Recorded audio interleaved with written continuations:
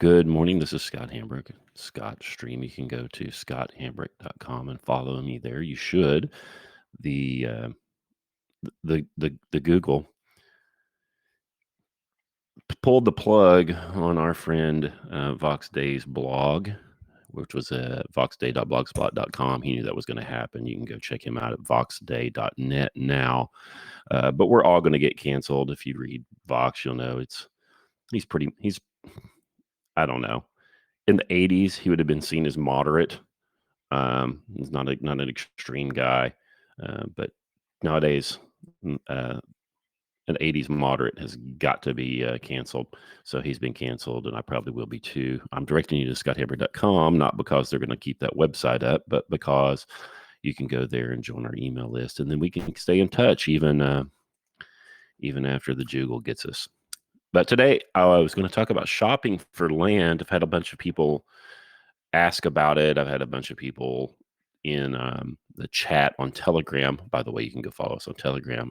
The channel is t.me/ScottStream there. And once you find that, you can find the chat that have been talking about, how do you shop for land? What do you look for? And I'm by no means an expert, but I have bought some in the past, and I definitely have some criteria that I use when I'm evaluating it. I'm continuing to look and shop for land, so I'm continuing to use these kind of criteria.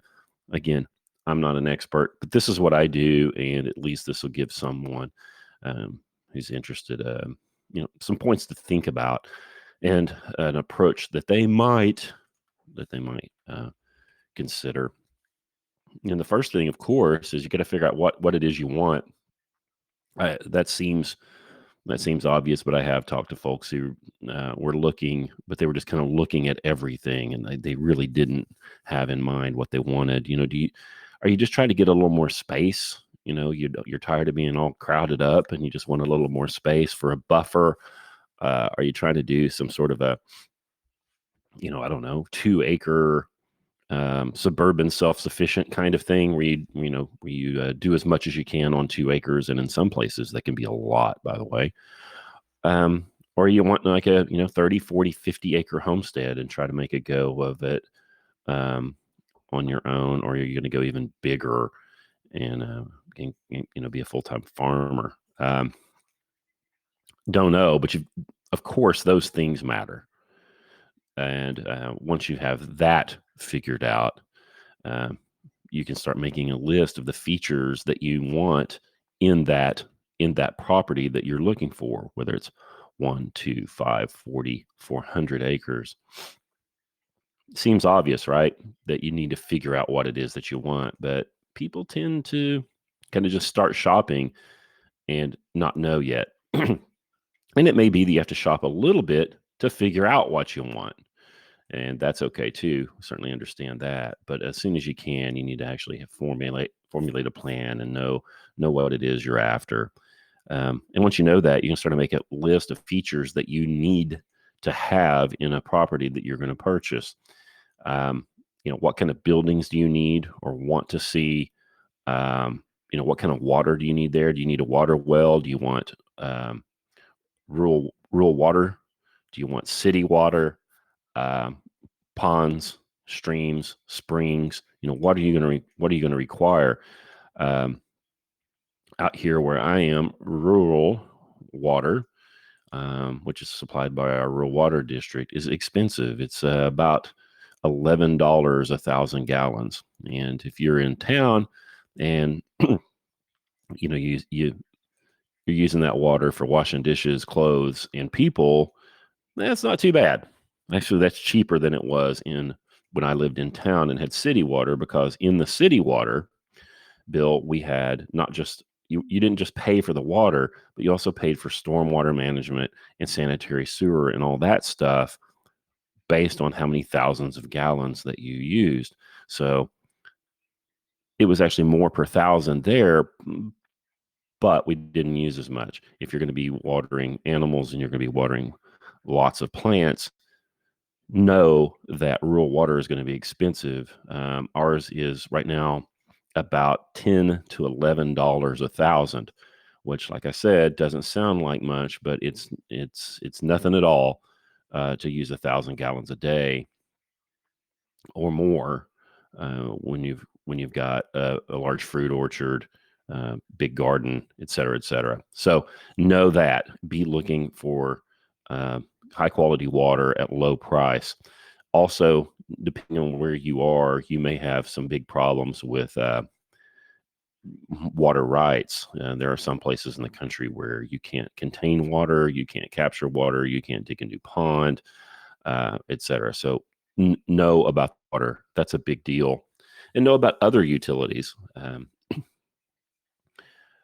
Where's the electricity coming from? What's that going to cost you? Is there electricity there? Is there a meter there? What will it cost you to get electricity to whatever buildings that you want to create or move in? The water, natural gas. Is there natural gas there? Probably not. If you're going very rural, in that case, is there a propane tank there? Is the propane tank plumbed up? Blah, blah, blah. All that kind of stuff you need to know. Internet service can be a problem. Where we are, there is essentially only um, satellite internet, though I have cobbled up together a line of sight internet service with a friend of mine from town. So we're getting high speed internet here through line of sight, but that took some work on my part and was worth it knowing what I do, knowing what I do for a living and what my requirements are. So you need to know about that stuff. So you should have already, by deciding what is it you want to do and having some ideas about what kind of utilities you need and what kind of water quality you need or what kind of water that you need there, you should have already been able to narrow down the number of properties possible a lot, lot.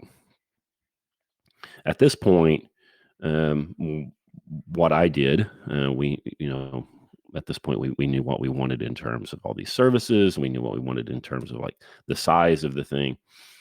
And we had an idea about what kind of buildings that we wanted to have.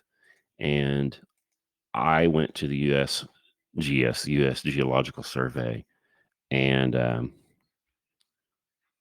got some maps of the area that I wanted to be in. And not only the maps, the contour maps, I also got their soil data. I'm in Oklahoma, and they have soil data on the entire state. I don't know if they're going to have that on. I don't know if they have that on every state, but Oklahoma is kind of strange. It was late to the Union in 1907. So maybe your state doesn't have that, but boy, if you do have it, if you can get it, that is very helpful. So once I had that soil data for the area I wanted to be in here in Northeast Oklahoma, I then was read up on soil quality. And of course, I was looking for some land for some agricultural purposes. So I knew that there were going to be some soil types that were better than other soil types for what I wanted to do. And in those U.S. Geological Survey materials, I was able to read up on the different soil types that are available here in my area, and identified the ones that would help me meet my goals. You can go to NRCS, National Resources Conservation Service. That's a department of the U.S. Department of Agriculture, and they have that stuff too. And I was able, like I said, I was able to read up on these different soil types, and that let me know which ones I needed, which ones I was most interested in, which types. They've got all these weird names, and you'll go read up on the soil in your area, and it'll start to make sense to you. And one of the really interesting things about this is once you see the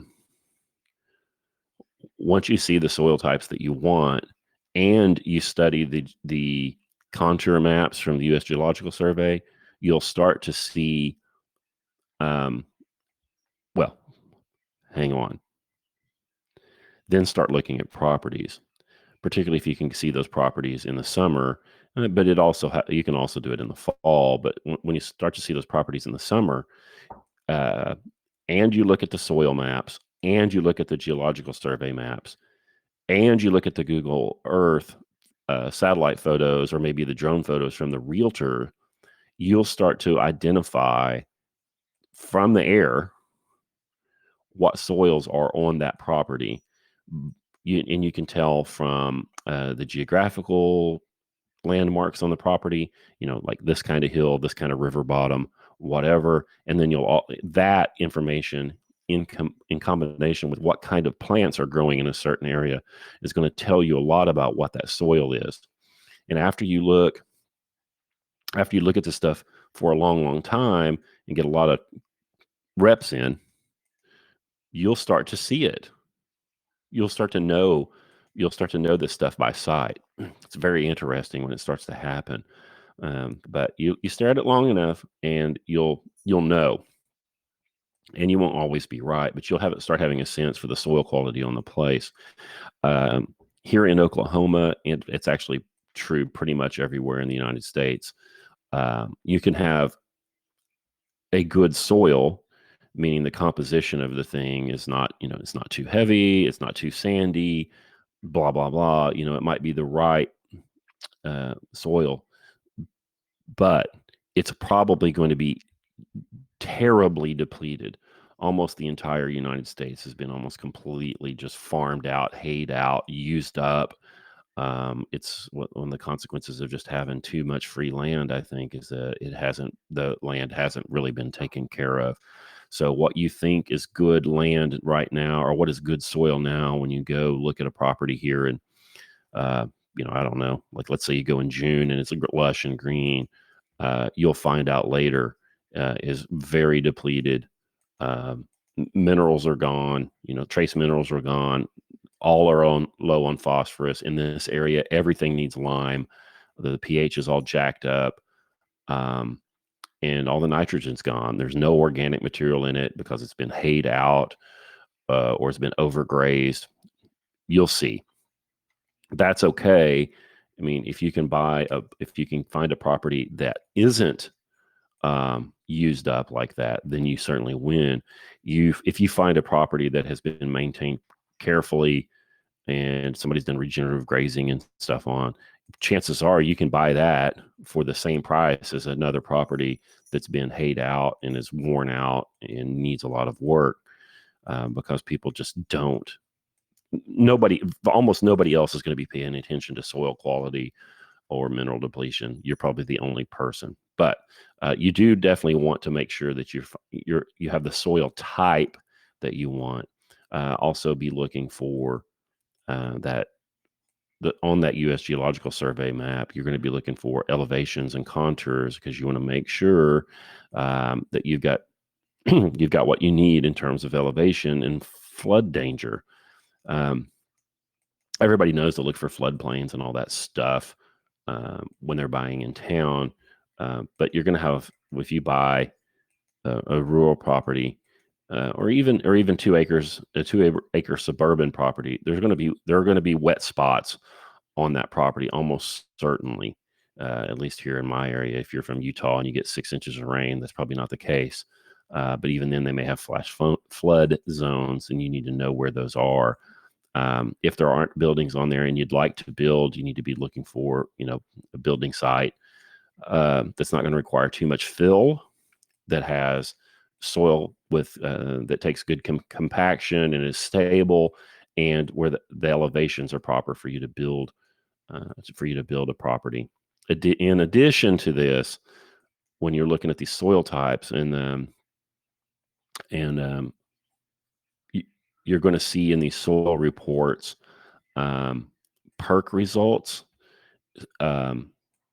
permeability results, compaction numbers. You're going to see a lot of that kind of stuff. So you can look at these reports, go look at the property, figure out where you might want to put a house, might want to put a septic tank, might want to put a French drain for a drain field because you got an orchard that's too wet, whatever. you'll be able to see how permeable those soils are and how easy it's going to be or how expensive it may be to deal with those water problems, either too much or too little. You'll also get a sense of how deep those soils are too. Yeah. And then once you have those things in mind, now you know something. And you need to be looking at a lot of properties. You need to look at properties that are out of your price range. You need to look at properties that are larger than you want to buy. You need to look at properties that are smaller than the ones that you want to buy. You need to look at almost everything that you can go see that is in your area. Because every time you go look at one of those, you're going to learn something. You're going to learn about the prices in the marketplace. You're going to learn about the process of buying. You're going to learn about the soils, the plants, the different kinds, the different levels of proper or improper management that have been done around there. My Uncle Henry says, if I was asking him, how do you tell the difference between these young pecan trees, these young walnut trees, like when they're like a foot tall, it's kind of hard to tell the difference. He said, go get a chair and a beer and just stare at them. Well, that's a little irritating. That answer is a little irritating, but he's right. If you stare at them long enough, you'll know the difference, and you'll determine what those differences are. And in looking at these properties, it's the same thing. The more of them you look at, the more you will know about land in that region. The more you'll know about pricing in that region, and then when you find the one that you need, you'll recognize its value much more quickly, much more clearly, and be able to act. The property that Charity and I bought almost 2 years ago now, we had looked at it fairly early in our search, and we liked it, but we didn't know enough about the market, the pricing, what was available, the relative quality of the things, the properties that were available, to recognize it for the value that it was. We were lucky enough to come back to it. And this was a different market. This was 2 years ago. It wasn't nearly as hot then as it is now, but we were lucky enough that we came back to it, I don't know, maybe 2 months later, and it was still there, and we bought it. And, after we looked at it, I don't know, many times, each time we looked at it, we knew more and recognized that value even more clearly. Go walk the property, the whole thing. Walk the entire fence. Try to find survey marks at the corners. Go to the county courthouse, see if they've registered any survey marks. See if you can find those. If you can find pin and stake surveys, that's worth a great deal of money, and then you know exactly where your property is.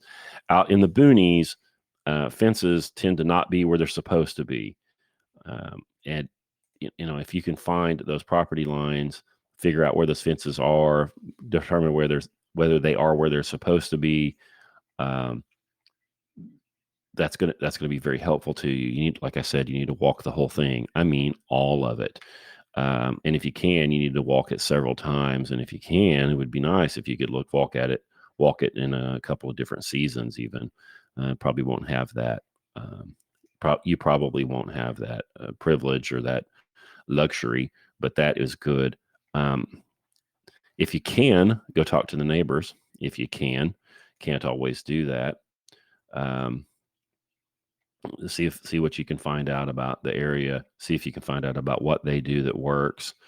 What they grow in their garden that works. Are they worth a darn? If you're gone, are they going to be good folks that can look over? Keep an eye on your place if you're gone. Figure that stuff out.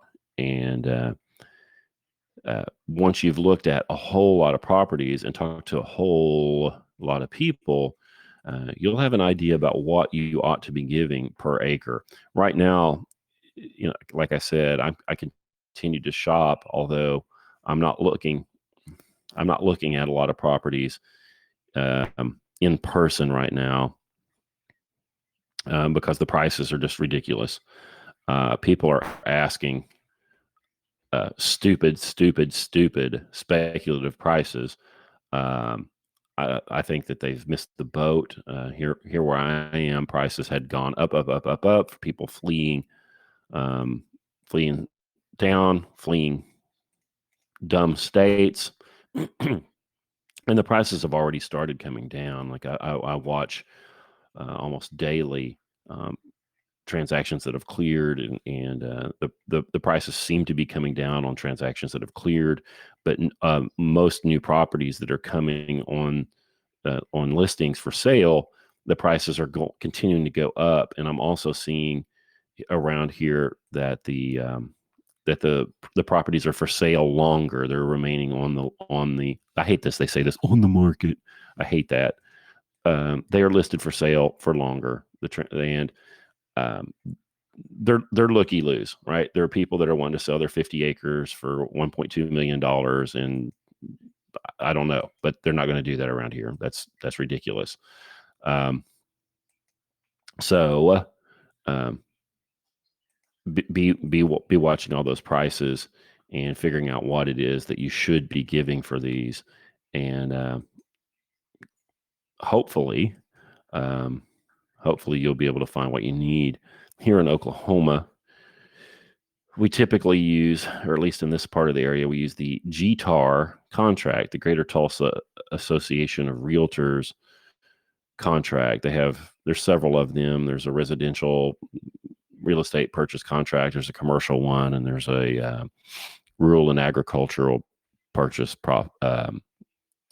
contract. Wherever you are, you can probably find those as PDFs somewhere from your local realtors association. They're on the ones that are used here in Oklahoma are on the GTAR website. You can go look at those things and read them and then ask around about it. Most people won't know the answer to this because most people do ply their trade or work in their industry and don't know anything about it. But you can ask around, and finally you should be able to get an answer about certain aspects of the contract. One of the important ones here in Oklahoma is the earnest money, the treatment of earnest money in those contracts. Here in Oklahoma, you put down earnest money, and then you execute the contract, they execute the contract, and then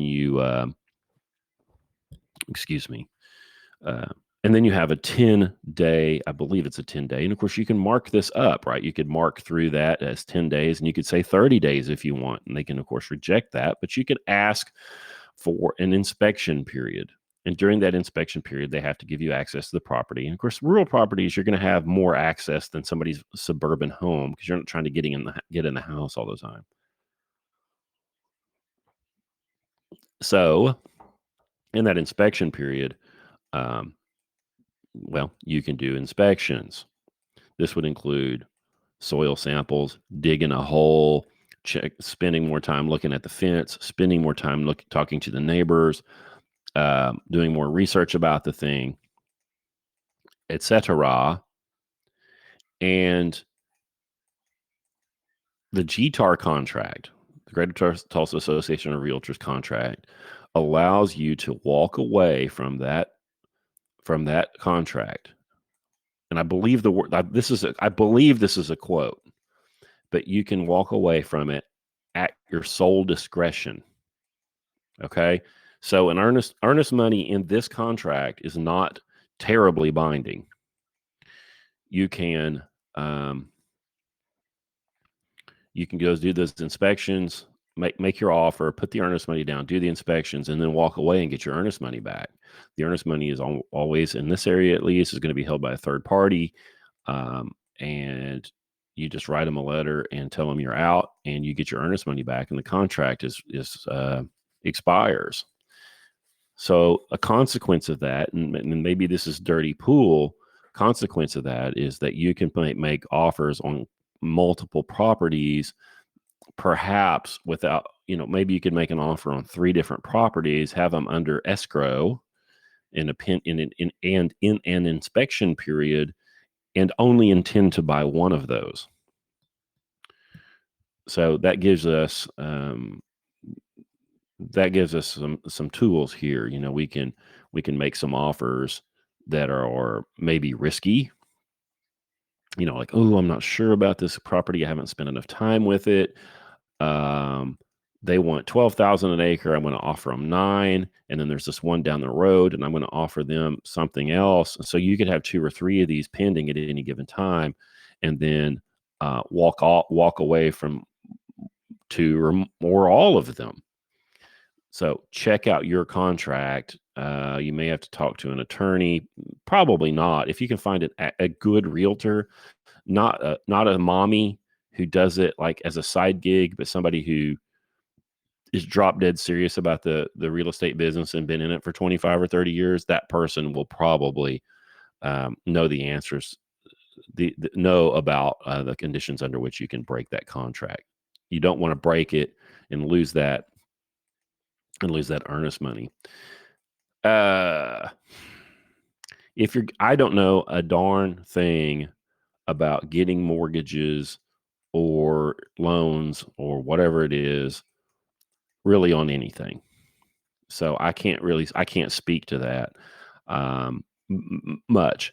I know that most mortgage companies are going to want at least a mortgage survey where somebody kind of comes out there and shows the location of the gates, any structures on there, and it pretty much sketches the property.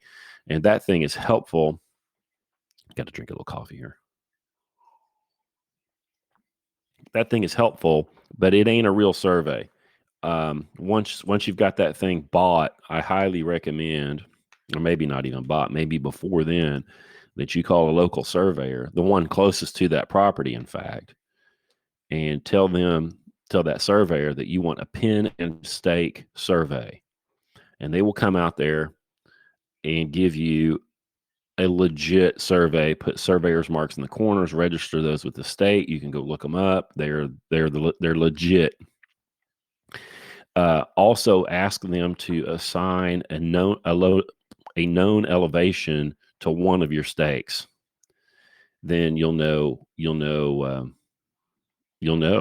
exactly how many feet above sea level one corner of your property is, or one of those stakes are.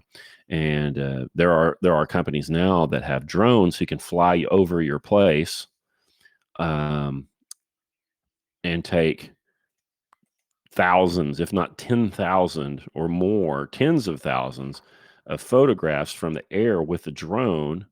And then they have software that will stitch all of those together into an extremely high resolution image of your property. And through some weird trig and math, those softwares can then create a contour map of your place with like 6-inch elevation contour lines if you need it. And since you have a known elevation on one of your pins, they can assign elevations to all those contour lines.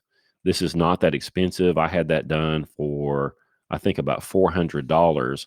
And $400 sounds like a lot, but it has saved me an enormous amount of money in doing earthwork, shooting grades with the level in transit, um, in planting areas and building areas. It's been instrumental and super helpful. The pin and stake survey cost me, I don't actually remember. I'm going to somewhere between $1,000 and $1,500. I'll never have to have that done again. One of my fences was 20 feet off in the wrong direction. That fence is almost 2,000 feet long, and it was 20 feet too far onto me. So, you do the math. There's 40,000 square feet of my property was not inside my fence. But since I had the pin and stake survey, and I'd already talked to the owner, the property next to us, when we had that done, I was able to say, "Hey, John, you come over here and have a walk with me. I got some bad news." And said, "Hey, look, the fence is in the wrong darn place." And I let him know, you don't have to do it this way. But what I chose to do is let him know that I would be moving that fence and it wouldn't cost him a penny. There's some pecan trees and stuff on my side of the property, but are on his side of the old fence and told him, hey, I'd put a gate there and he'd be welcome to come in there and pick up pecans or fish in the pond over there or whatever. But I said, we need to get this fence in the right spot because we always try to do things properly. And he and he didn't love it, but he agreed, and we've gone ahead with those plans. But you never know what kind of a conflict that you may run into, and that survey and having the legit stakes is a huge help. A guy named one of the guys here in the chat says that a company he works for develops that kind of software. It's called Drone to Map. Yeah, uh, super helpful. Super helpful. Glad we did that. Uh, Other things to be looking for, of course, are what are the property tax rates in the areas that you're looking for? Um, what are the roads like? Um, what's the county commissioner like? What has the county commissioner been like in that area for the last number of years? Um, but the main thing for me was the lay of the land, the drainage, the water availability, um, the soil. Those things were the most important to me. Um, and we bought we bought a beautiful place here. It gives us a great deal of joy just to even look at it or walk around on it. Um, it has a lot of the characteristics that we wanted. The soils, we like the soils very much, but having been here now for a little bit and tried to do things, we know that these soils aren't as deep in some places as we would like. And while the uh, surface soils are good for what we want to do, the subsoils are not very permeable, and it doesn't drain very well. So you can plant a garden in a beautiful spot in some beautiful dirt, and then 29 inches down, it's clay, and essentially turns into a pond from time to time and does not drain whatsoever. Um, and that information was actually available on the in the soil survey information I was looking at, and I knew that when we bought it. Um, but knowing the area that we wanted to live in, um, and gosh, we were looking in 100 square mile area, or maybe a little bit bigger even. Knowing what area we wanted to live in, we were going to have some of those kinds of compromises. We we knew we weren't going to get every single thing we wanted, and that was okay. It's going to take a little bit of work and a little bit of a little bit of money to overcome some of those things, but we decided that was okay, and it has been. Yeah, guy here in the chat says earthworks no fun on a 15% grade. Yep. Um, the United States, while there is a lot of space in the United States, um, most of the good building sites are gone. Certainly the best ones are gone. I guarantee you that.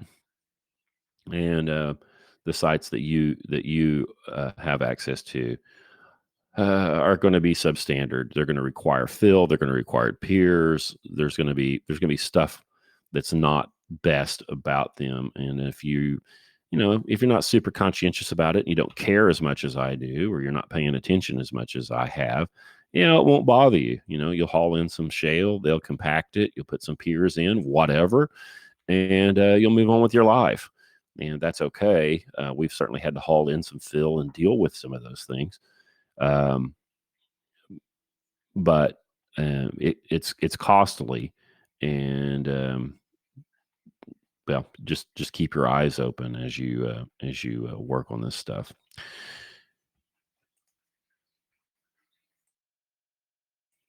I don't know if let's see here. Let's see how long we've been going. We've been going 34 minutes. I don't know if that's going to be helpful enough for you, but like I said, I'm no expert.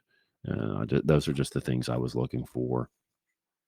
Talking to people around the area and finding out what's growing in their gardens and what they have, and maybe talking, maybe reading bulletins from the um, ag school extension office in your county could be helpful.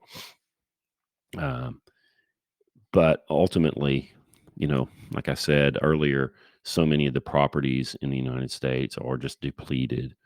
Um, Ultimately, and what that means is, if they are depleted, what that means is most people aren't doing a good job of managing them.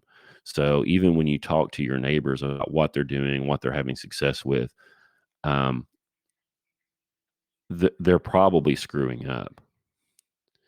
I've talked to a lot of cattle operators around in my area who raise a lot of cattle and make money, but I found out, and this will sound arrogant, but stay with me here, they don't know what they're doing.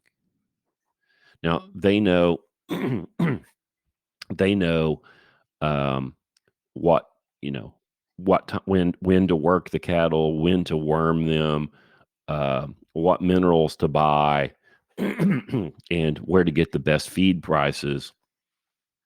But if you ask them why they do certain things, they don't necessarily know. If you ask them to compare the method they use to another method, they really can't. If you talk to a row cropper, if you talk to a row cropper, they really don't know what they're doing. Now, they may know how to do the things that they do, but they don't know why they do them, and they don't know why they don't they don't they don't really understand. They do what the seed um, wholesaler tells them to do. They have consultants that come in and tell them, what to do, and they're essentially using the soil as like a hydroponic substrate, right? The soil doesn't really have anything in it, and they have to put everything that the plant needs into the soil as an external input. And they they either hire people to help them do that, or they guess at it, or they get those services from their seed salespeople. And so they don't really know what they're doing. And I'm not crapping on them. They're working a process that's already been laid out, and they don't know why that process has been laid out, and they don't necessarily know what the alternatives to it are. So when you talk to the people in the area, you know, keep that in mind, and also know that you probably shouldn't tell them if you're not wanting to do that. Just keep that to yourself. Yeah. Travis Yarborough says the permaculture crowd has a few guys that have good guidelines to check before buying property. Check for accessibility. Yes, yes. I didn't say that. Roads are good ground to put roads. Water, of course. Aspect, which direction your hills face. Yes. There are a few others. Basically, consider your priorities for what is easily fixable and what isn't. You can build a pond, but it's hard to build a road over a mountain or through a floodplain.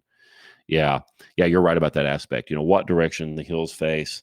Uh, yeah, he says it's hard to grow plants on a north-facing hill. That's right. So you need to know what all that is. When we bought this property, it had no buildings on it. Well, that's not true. It had some old cruddy buildings, but it had no buildings of value on it, and it had a hilltop site with the southeast facing hill, um, that had it was flat on top, that had nothing built on it, and it was just, I mean, that's just a treasure. That there's nothing. You can't find that. You can't find that in Oklahoma anymore. And the fact that we found that, and the price was okay. It was better than okay. Was astounding, and we scarfed that up. I would not have been interested in if that hill had been turned um, um, 180 degrees. Um, there was a much larger hill In fact, due west, it's 100 feet higher than ours. Due west, maybe several thousand yards west of us, which is also wonderful because our tornadoes typically come from the west, and that hill is going to protect our home site from any tornadoes that are coming from the west, and they always come west from the west.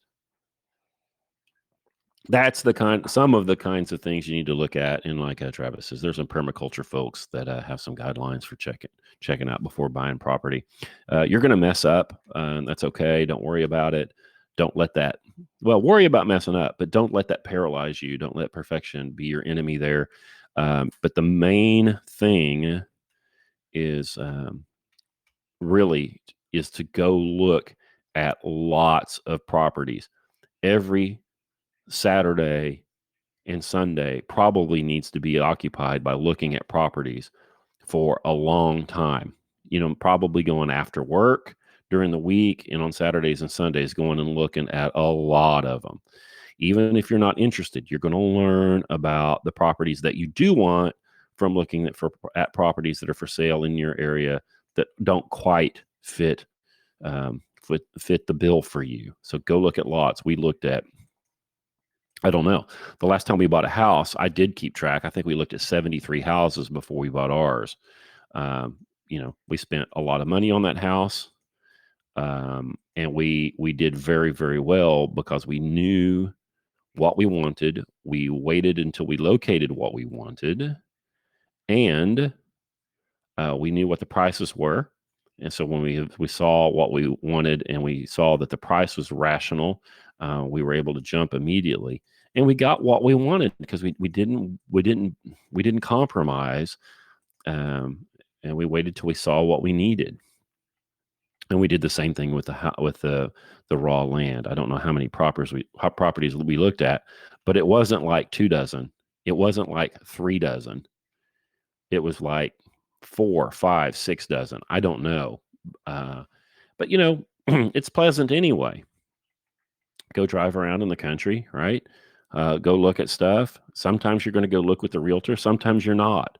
Go throw your binoculars in the truck and your notepad and your 300-foot tape, and jump in there with the old lady and the kids and go drive around. You don't have to trespass. You can stop and pull over and look across the fence and get an idea. You're going to walk off from a lot of those places immediately. And then others, you may get on the phone with the realtor and try to get access to that property and get permission to walk it, and spend more time with it. But you get the idea. Go spend a lot of time on it. It's high stakes. It's a big purchase. And yeah, don't just go on aesthetics alone and a hunch. Anything else from you folks in chat before we get off of here? I always had. I'll say this again because the internet's such a disgusting place. I am not an expert here. I'm just describing to you guys what I did. Travis did make a few points there that I should have when I made a little note on index card here. He's right. Accessibility with roads or good ground is important. Our place had one gate on it. And that gate, that was a 12-foot gate. Well, that's not good enough. The gate posts weren't any good. The driveway wasn't any good. The culvert wasn't any good. But we knew that, and it was kind of figured in the price. So we had to pull all those corner posts up, all those gate posts, put a new culvert in. Culverts are high dollar, man, and fix all that and put it back and make it right. 12-foot gate's not enough if you're going to be pulling a trailer through there, or driving a big old tractor or what through there. Even small tractors are wider than your car. 12-foot gate's pretty tight. My F-250 with the big trailer towing mirrors on it is about 10 feet wide, 9.5, something like that. So 12's not a lot of clearance. Yeah. So be looking for all those kinds of things. Jason says, don't be afraid to make offers on land that isn't for sale. Yeah, I have done that, and I haven't had any luck. But yeah, don't be afraid of it. All they can do is say no. It's flattering to have somebody offer to buy something from you that that you didn't have for sale. And if they're mad, if they get sore about it, that's not somebody you wanted to do business with anyway. So you win. Yeah, don't be afraid of that.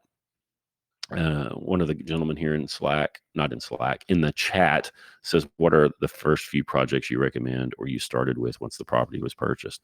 Well, now we had to do something about that gate. We had to do something about that culvert immediately. So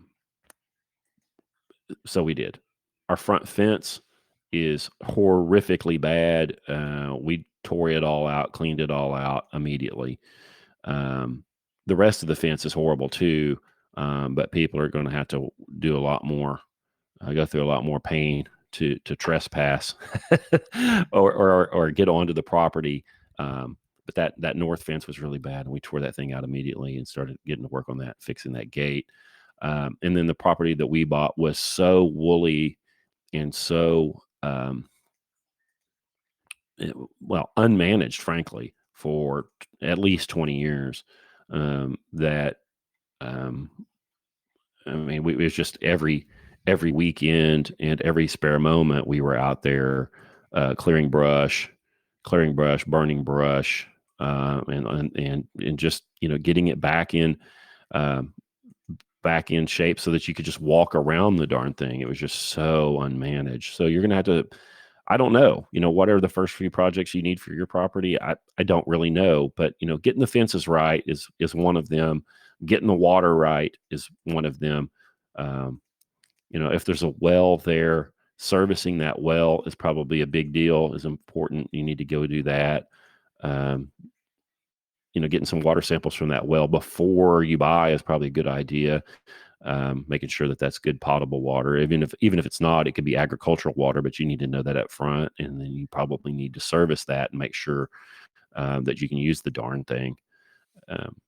Because you can't always, like we had a well on our place, but the crackheads had stolen the pump out of the ground. The pump was 100 feet below ground, and they had pulled that pump. They had pulled the pipe out of the ground, cut the pump off, and put the pipe back in. And probably sold that pump, that $800 pump. They probably sold it for $50 or something. But we had to go repair that. And then, like I said, the survey. I think that's important too. And then once you've got some fence, once you've got some water, once you've got a survey, once you've got a topographical map, you're going to have to figure out what it is you want to do. Planting perennials is probably really, really important. Some of these fruit trees you're not going to get fruit off of, fruit and nut trees, for 5, 6, 7, 10 years. So getting those things in the ground the first chance you can is good, because then you're only going to have to wait 6 years instead of 7. So figuring out where you want to put those things is important. You should already kind of had an idea before you bought it because of the soil types and the contours and the geographical features of the place. But you need to be really, really thoughtful about that. And one of the first things that we did, we didn't actually get to plant perennials in the first planting. It's best here in Oklahoma to plant those things in February or March, trees. And we didn't actually do that. We weren't ready. It was too rough. But what I did do is flag where I wanted to put those things and then just stare at those flags for the intervening year. And that was very helpful too, because I ended up moving some of those. I was able to watch that area through a course of seasons and learn a little bit more about the drainage and so on. That was helpful. It confirmed some of those choices and made me change some others. So that was good too.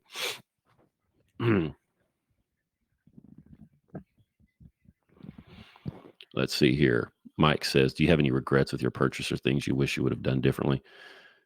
No, not really. I'm not real big on that, on even assessing that.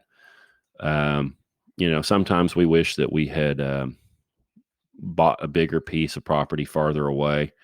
The farther things are from urban centers, the cheaper they are. But of course, then you have to deal with the commute. Commute's not that big of a concern for us. But sometimes we wish we had bought more farther. Um, but that's okay. You know, that's fine. You know, there's always some shit that, there's always something, but that's just a lifestyle thing that you'll have to figure out, one of the guys says, any use of goats for the brush clearing? No, we haven't done that. We will probably, one of the goals is to have St. Croix hair sheep on the place come spring. But a lot of things have to happen this fall and winter for me to be in that position. And hopefully I can get that done. I'm certainly not getting any closer to getting that done talking to you clowns here on the internet, but it's 97 degrees outside. So I'm not working towards that goal right at this moment. Ignatius says, is there anything different to consider when leasing land? We're going to lease land for a few years and make a bunch of cheap mistakes before we look to buy. Dude. So there's different kinds of leasing land. You can lease a rural property with a house on it and live there and get a 1, 2, 3 year lease, something like that, right? That's something. That's one kind of lease. There's nothing wrong with that. That's fine. Or there's getting the 10, 20, 30 year agricultural lease, where it behooves you to make all kinds of improvements on that property, and then you would benefit from those improvements before the lease was over. So I don't know, right? It depends on what you want to do. It depends on how long you're going to be there. Let's see here. I'm looking for it right now. Greg Judy. If you go to greenpasturesfarm.net, he has this book you can buy there. I think you can get on Amazon too, but don't buy from those guys. Go to greenpasturesfarm.net and get his book, No Risk Ranching, where he talks a lot about growing animals on leased land. That's almost entirely, that 236 page book is almost entirely about running a ranching operation on leased land. But if you're going to have a short-term lease, you're just going to learn about gardening probably. And I'll tell you, first-year gardens suck. You're going to have enormous amount of weed pressure. You're going to put them in the wrong place probably. Maybe not, but the weed pressure and breaking that new ground and getting and growing a garden in unamended, native soil is probably going to either mean that you're going to have a bad garden, or that you're going to have to spend a bunch of money on amendments. Because it's going to take you 1 or 2 years to make a decent compost pile and get any decent compost out of that and to amend that soil. But if you do it right, it should get better every single year. But that first year is going to be a bear. So if you're going to do a short-term thing, you're going to have to do short-term projects, which could include, I don't know. I'm not done that, but I'm going to guess, you can make a run at the garden. It's going to be a rough go. You're not going to get the return on everything that you do like you would if you had a long-term lease or you owned it. You can have chickens, both either meat birds or layers. That's fine. What is it, 6 weeks, 8 weeks to, depending on what you do, to a meat bird in your mouth. To get quick turnarounds on those sorts of things, but you're just going to figure it out. Sheep, you can get a pretty quick turnaround there. Hogs, feeder hogs, you can get a pretty quick turnaround there, depending on where you are and how much space there is. But you're just going to have to be careful about, leasehold improvements on short-term deals. Oh, he says, we're going to be living in an RV and mob grazing a diverse herd, focusing entirely on the animals. Yeah, go get that book then. Go get that. Get No Risk Ranching and probably Come Back Farms. Both of those Greg Judy books. Go get those. Because that's exactly what he's talking about. And he may be the best in the world with that business model. if that's what you're doing, um, you're going to have to go and make sure that um, you've got good fences there. It probably won't have a fence that's good enough for your purposes. Um, when you negotiate that lease, you know, you're going to probably have to repair the fence or upgrade it. Make sure that the release price reflects the fact that you're going to spend some money on fence, and any cross fencing and stuff. You need to make sure that that's temporary stuff. You're probably going to need, I would want it to be temporary electrical fence. You might have some high tension electric around the perimeter, but the rest of it's going to be poly. And you want to make sure that that lease lets them know that that fencing is yours. And when the lease period's over, you're going to roll all that up. You're going to take up all your fiberglass stakes. You're going to take your chargers, all that stuff, and you're going to leave with it. You're going to have thousands of dollars in that ultimately, and there's no reason to leave that behind. They're not going to use it if you leave it behind anyway. So make sure that that's in that lease. And don't be afraid to ask them for water. If it's a decent sized property and you need water there, don't be afraid to ask them to put in a pond. If you've got the cash flow, um, you know, let them know where you would like to place a pond, and go get some estimates on what that would cost, and then have that lease price reflect the fact that you're going to spend money on that pond. Yeah, that kind of stuff. Let's see here. Somebody says, "What kind of house am I building? Stick built or something unconventional?" It's going to be a stick built house. Stick built house. Yep. I'm not interested in doing the unconventional thing on that. Yeah, for a number of reasons. That's probably a different show. One of the guys in chat says, "I think Cornish hens take 4 weeks. They're mixes of two kinds of birds." Are you talking about the Cornish cross? Yeah, the Cornish cross cranks them right on out. Um, I'm not. I Yeah, that Cornish cross is a big old weird bird. Um, yeah, be careful. Be careful. All right. Yeah, yeah. He says he's talking about the Cornish cross. Yeah, that's the great big bird that people use. That that that people use like Tyson chicken grows. They've got the huge breast. They have trouble with leg breaks. Sometimes they drag their breast on the ground because they're so darn big. Um, that may not be the bird you want. You might want a barred rock or a Orpington or one of these animals that people have been more forgiving animals that people have been raising for a long, long time. A heritage breed, you see. Yeah, maybe something like that. What else? Yeah, Travis says Cornish cross are not the best, but they're easy to find, easy to raise, easy to clean.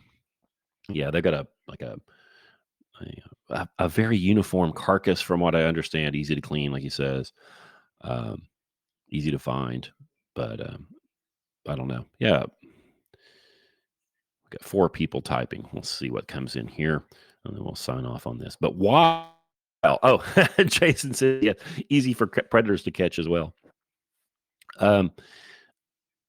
Go to scotthambrick.com, darn it, and get on the email list. I'm getting closer and closer to getting the zine out the door.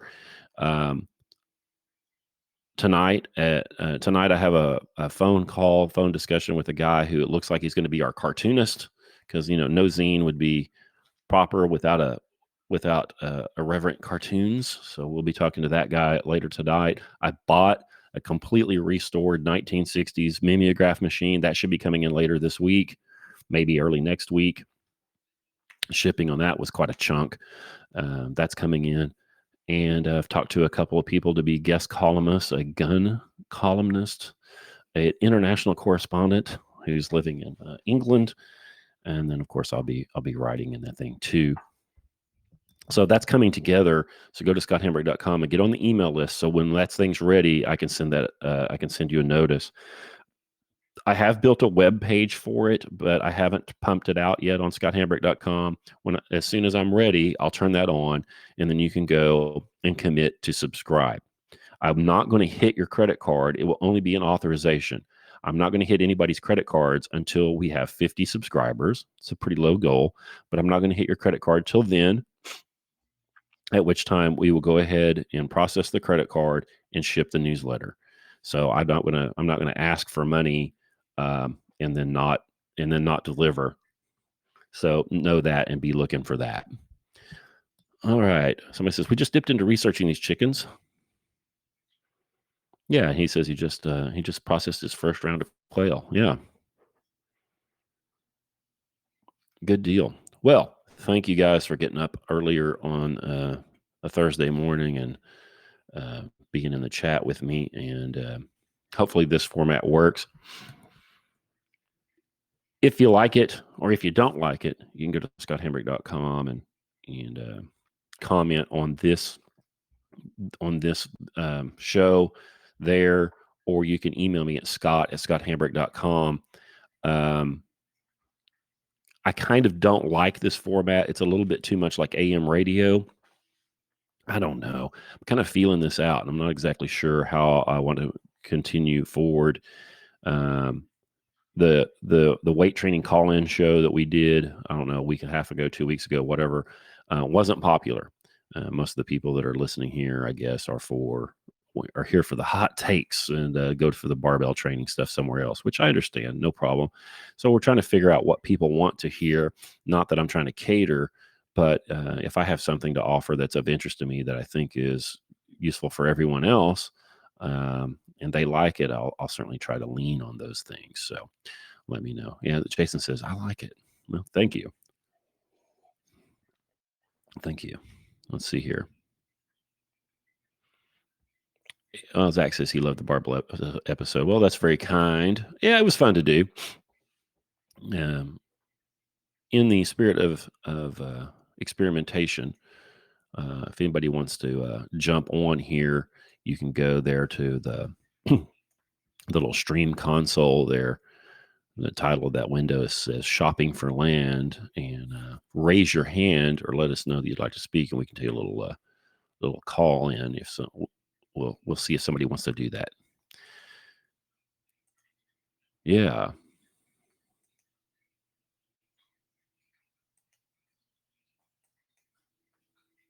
Oh, Zach does. All right, let's listen to Zach. This is crazy. All right, man, you're up. What's going on?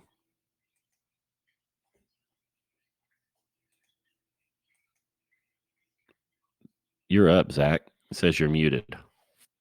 See, this is the problem with it. This is the problem. There we go. All right, Okay. man. What's up, brother? I don't know. Had the opportunity, so I figured I'd see if this works. See if I could key in better than I did on the barbell episode. Which Oh no, you did fine. obviously I fumbled that just now, so not making progress. You are making progress. I actually just got out of class, so I missed most of the episode. Right. But no, so you guys were buying land today. That was the yeah, that's what we're trying to do. Yeah, we've had a number of Right. people say, "Oh, I'm looking. I don't know where to start." So, thought I would at least talk about what I did. Yeah. Whether that's right or wrong, I don't know. But then you guys know what we've done, and we continue to look. I'm hoping and expecting that prices are going to fall.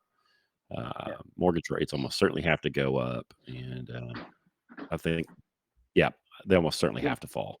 I just saw an ad the other day. It was actually on my Instagram feed for 12-acre plots with a steel building on it for about $100,000 in Texas Hill Country. So that's actually not bad for Texas Hill Country land. No, that's not horrible. Like, what kind of rain is there down there? Like 20 inches a year?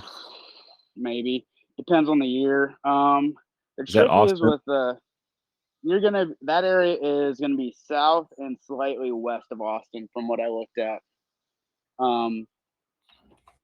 There's a weird area that is south of Austin but north of San Antonio, and which is kind of New Braunfels-ish. But that area got eaten up by people who are putting in a whole bunch of housing developments, and it sucks because it works for people who either are commuting to Austin or to San Antonio. But if you head west of that half an hour, it opens up real quick. There ain't much out there except for exotic hunting land and shit like that. Let's So see here. Let's look up Braunfels Rainfall. rainfall's not great. The problem with our area is the rain tends to run off the land. So Right. if you can get the rain to stay on your property, you can do okay. Um, you got to plant what works for the region, though. So citrus trees typically do really well, things like that. Um, Oh my. New Braunfels, 8.8 inches of rainfall a year. That is going to be pretty brittle and pretty tough. it is. But yeah. But, if that's where you're from and that's where your roots are and that's what get on it, Yeah. So you can make it work. I That's going know to be what a pretty. lot of people do is for that area is since you're sitting on top of a huge aquifer, they drill down and they get that water from deep underground springs, and that's what they use to irrigate their crops with. But Yeah, I know that there's a lot of folks down in that area that got, 400, 500-foot deep wells. yep. My well here is 120 feet deep, and there's 105 feet of water in that well. Okay. So you could hand dig a well here easy. Well, not easy. Hand digging Not a well, easy, but it can but be you done. can get water pretty easy there. Yeah. Texas depends on where you're at. Like again, that area of Texas, you're sitting right on what's like the Continental Divide, Yeah. and some of it you can get to, but the problem is it's a lot of heavy drilling because a lot of it has a lot of limestone in it. So it's not just dirt. You got to get through a lot of limestone. Well, if you're in, I don't know a lot about this stuff. I'm screwing up a lot and learning, but if you're in a place that's a 9 inches of rainfall and the water's that deep, you're going to have to figure out what you want to do. Of course, you're going to For have to find sure. out what everybody's stocking rates are. Like, how many acres for a mama, they call it a triad. A Hmm. mama, her calf, and her yearling. How many acres is it going to take to do that? Or if you're into sheep, Um, whatever, you have to figure that out. And that's going to dictate, how much land you need. 12 acres well, might not do it. 12 acre for Texas, if I remember correctly, 12 acres is not enough. I think if you No. want to run cattle, I really want to say it's 20 acres is what you're supposed to have. Yeah, So I you're wouldn't supposed doubt to that. have 20 or better, I think is what you're supposed to have. Yes. You may end up doing like meat goats or something like that if you have Yeah. 12 acres. But yeah, that rainfall and that brittleness of that is going to dictate a lot of about what you can do. Yeah. One of the men You in can do well with sheep and goats, but the problem is a lot of people don't like eating sheep and goats. I particularly do, but I realize that's not the majority. well, if you got 12 acres, it's not like you're going to be pumping out huge No. amounts of produce to sell. So it's going to be for your purposes. So could be all right. Well, always a pleasure, Zach. Let's see if somebody else Yeah. wants to. Get Yeah, someone else in here. jump in. I'm pretty pleased with how this one went, so I will put it out on the pod so you can catch the rest of it, the first part of it. All right, thanks, brother. Anybody else want to jump on there?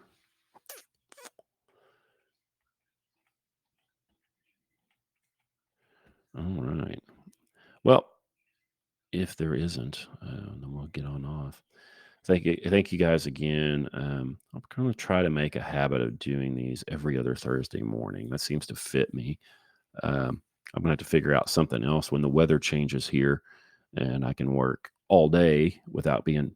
I've been taking a little siesta in the middle of the day because it's so damn hot. But when the weather breaks and I can hit it all day, we'll have to move these to probably to the evening, but that'll be okay.